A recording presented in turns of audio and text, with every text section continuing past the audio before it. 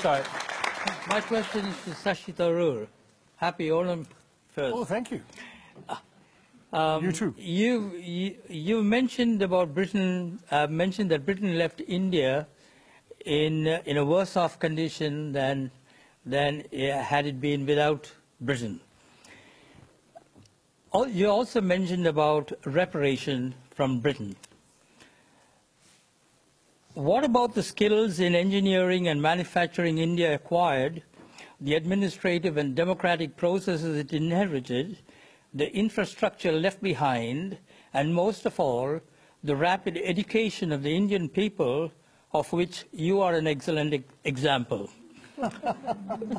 Surely, no one can price these intangible values that were gained during the British rule in India and propelled the country to its present position as one of the leading countries in the world.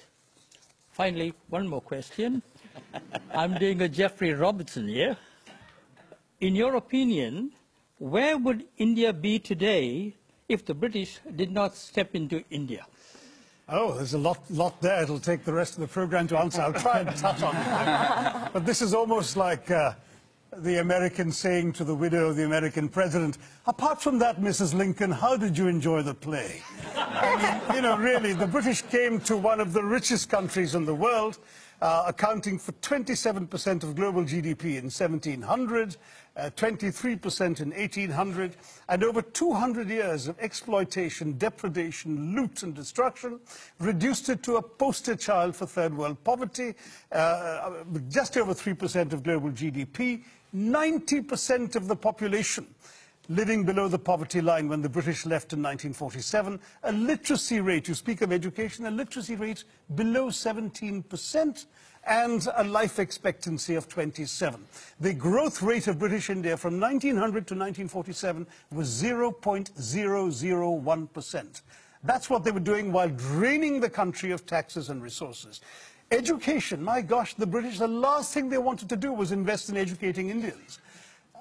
Will Durant, the American historian traveling in India as late as 1930, pointed out that the entire expenditure of the British on education in India, from the nursery level to the highest universities, was less than half the high school budget of the state of New York. All the Indian institutes of technology, the engineering achievements you're talking about, were established after independence by the government of India. There is simply no comparison between the accomplishments of India rising from the ashes the British left us in and what was done in 200 years. I've given many figures. Just take one example, the textile industry, because India was a huge exporter of For 2,000 years, it was the world's leading exporter. What happened? In fact, in the Roman Empire, there are debates recorded by Pliny the Elder of Roman senators complaining about the amount of the Roman Empire's gold that was being sent off to India because of the tastes of Roman women for Indian muslins, linens, and cottons. But was it just modernism, the Industrial Revolution, that destroyed it, or was it something else? No, that's the excuse that apologists like to make, that, you know, oh, it's not our fault, you just missed the bus for the Industrial Revolution. Well, we missed the bus because you threw us under its wheels, is what I tell the Brits. I mean, the fact is, in the name of free trade, the British came in and destroyed the free trade that had made India a leading exporter of textiles.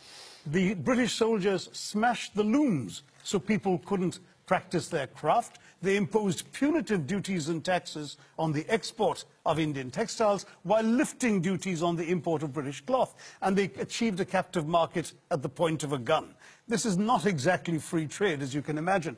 Cities like Murshidabad and Dhaka in the subcontinent were depopulated. In one notorious incident, weavers had their thumbs cut off, so when the looms were repaired, they couldn't weave again.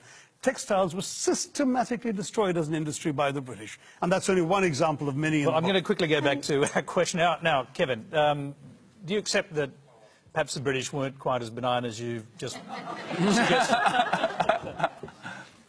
Please read the book, Kevin. There's a lot more there. I've got the book. I'll bring Laurie in here. He gave a speech along these lines to the Oxford Union, got wild applause from the students and others sitting around the Oxford Union Hall. And I'm just wondering, have young Brits come to terms with their colonial past? No, we haven't at all. Young Brits of every class have no idea about our colonial past, and that is being deliberately done. We are deliberately denied or kept away from education about the graphic facts of what the British did around the world, including in this country, to the people of this country. The crimes of the British and the crimes that we committed and that were done in our names over 400 years of pillaging conquest is something that we don't like to think about, and yet it is everywhere in modern British history. When people talk about Brexit, it's stunning to me that if you ask British people who voted for Brexit what their major fear is, their fear is that people will come to our country and take our things. And that's exactly. Why? I just can't. It doesn't compute, but we don't know this history. I took history in British schools up to the age of 18, and I got a pretty good grade. And You never learned a line of colonial history, did you? Well, almost everything that you have just said, I learned from your book.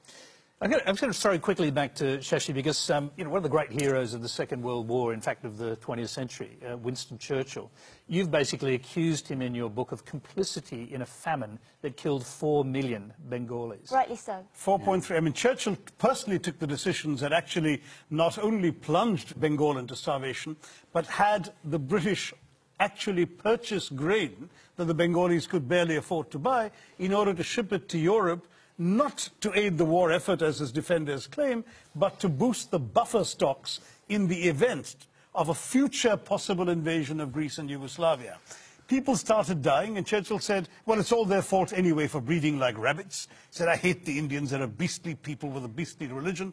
Australian ships were docking in Calcutta port and were ordered by Churchill and his odious paymaster, General Lord Chauvel, not to disembark their wheat, but to sail on to Europe, where their wheat might be used in some future reserve stock. On top of that, when conscience-stricken British officials... Yes, I was going to say, did Churchill know people would die? Yes, conscience-stricken British officials are constantly sending memoranda to the Prime Minister personally, because it was his decision, saying that people were dying literally on the streets, and all Churchill could bring himself to do was write peevishly on the side of the file, why hasn't Gandhi died yet? Wow. And this is the man the British want us to hail as an apostle of freedom and democracy, when he has as much blood on his hands as some of the worst genocidal dictators of the 20th century. Well, thank you.